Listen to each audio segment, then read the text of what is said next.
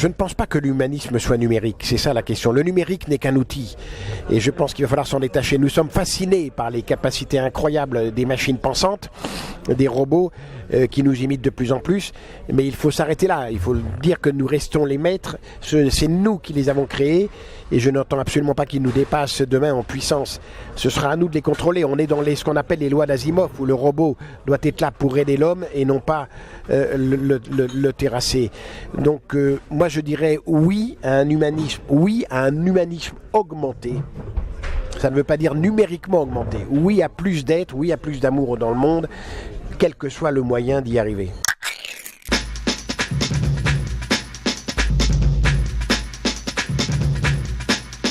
Alors la médecine personnalisée et la connaissance en plus est de plus en plus précise par les bases de données de ce que nous faisons tous les uns les jours jusqu'à nos addictions pose un vrai problème en termes de protection sociale, vous avez raison.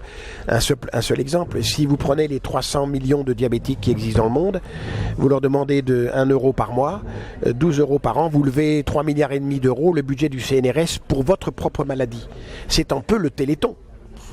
Mais multiplié à l'infini. Le Téléthon c'est ça, parce qu'on montre à la télévision des gens malades et tout le monde gentiment vient donner.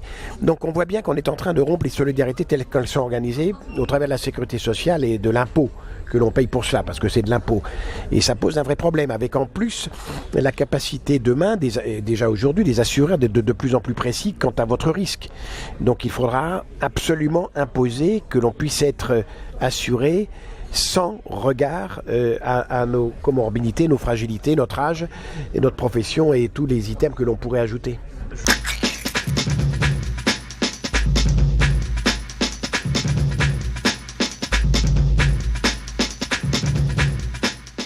Alors, vous posez la question de savoir si quand on sera à risque de maladies graves par détection génétique, on sera être assuré plus cher. On n'en sait rien parce que ce n'est qu'un risque. Ce sera toujours un risque. On sera toujours dans la statistique.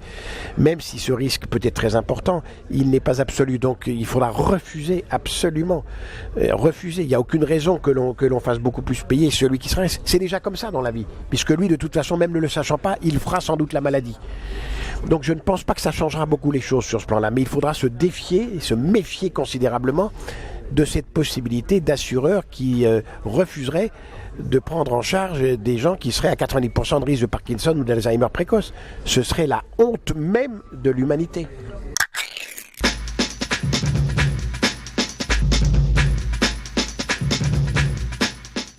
De plus en plus, on s'intéressera à la personne au-delà de nos données biologiques.